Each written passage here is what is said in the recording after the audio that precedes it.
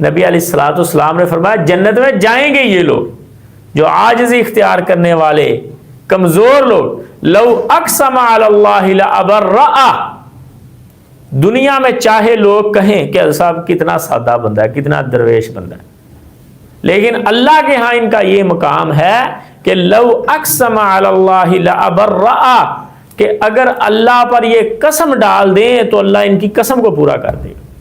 اللہ پر قسم ڈالنے کا مطلب یہ کہ اگر کہہ دینا اللہ آپ کو قسم ہے میرا یہ کام کر دو، جیسے کوئی بندہ اپنے بڑے اچھے دوست کو کہتا ہے تو اللہ اس کا کام کر دیتے ہیں، یہ مطلب۔ اور دوسرا ایک اور مطلب جو حضرت اسامہ والی روایت میں نبی علیہ الصلوۃ والسلام نے بیان کی، وہ ایک عورت کا کیس آیا نا، فاطمہ مخزومیہ، جس نے چوری کی، نبی علیہ الصلوۃ والسلام کے پاس کیس آ گیا، چوری ثابت ہوگی، حضور نے فرمایا ہاتھ کاٹا جائے۔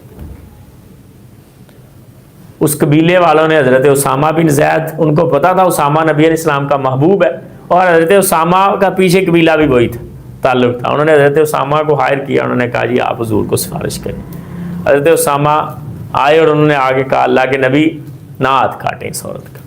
نبی علیہ الصلوۃ والسلام نے فرمایا اسامہ کیسی باتیں کرتا ہے، اتشفع فی حد من حدود اللہ، اللہ کی حدوں میں سفارش کر رہا ہے، یہ تو عام فاطمہ ہے نا، فاطمہ مخزومیہ، لو ان فاطمہ بنت محمد سرقت لقطعت یدہا، اگر اس کی جگہ پہ فاطمہ بنت محمد بھی ہوتی میں اس کا بھی ہاتھ کاٹ دیتا۔ یہاں سفارش نہیں چلے گی، تیرا محبوب ہونا اپنی جگہ پہ، یہاں تعلق نہیں چلے گا۔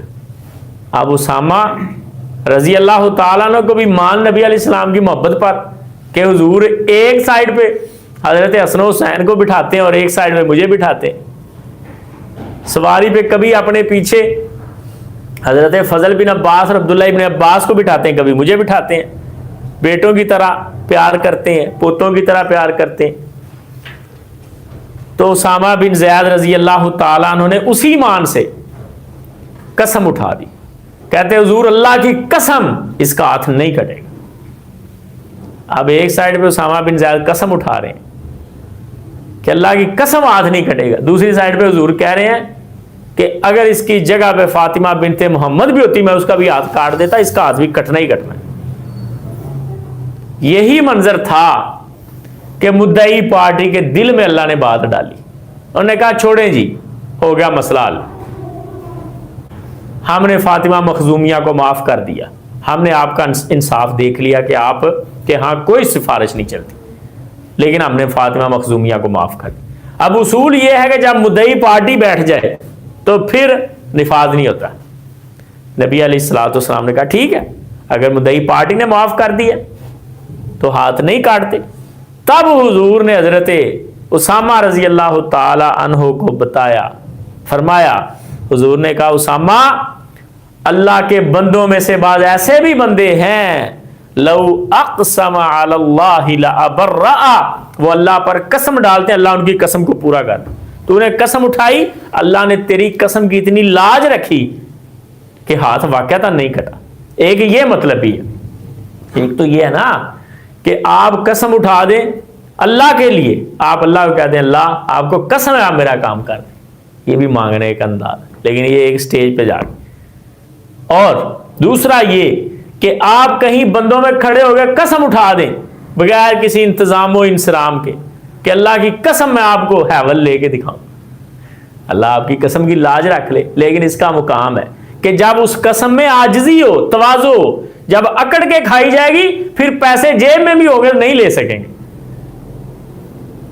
مسئلے کی سمجھ آ گئی ذرا صاحب؟ کیونکہ اللہ رب العزت نے اس قسم کا ذکر کس کے ساتھ کیا؟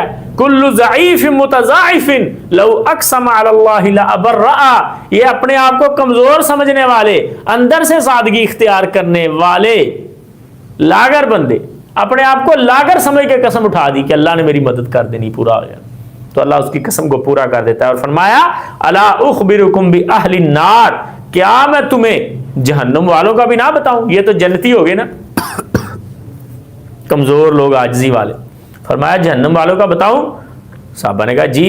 فرمایا کل عتل جواز مستکبر اللہ اکبر. نبی علیہ الصلوۃ والسلام نے فرمایا کہ ہر تندخو یعنی اپنے آپ کو بڑا جاننے والا, گردن میں سریا لے کے گھومنے والا اور تکبر کرنے والا, اکڑ اکڑ کر چلنے والا, یہ جہنمی لوگ, یعنی جن کے اندر عاجزی نہیں ہوتی, تکبر ہوتا ہے. اور تکبر اللہ رب العزت کو اتنا برا لگتا ہے, اللہ رب العزت نے فرمایا تکبر میری چادر ہے.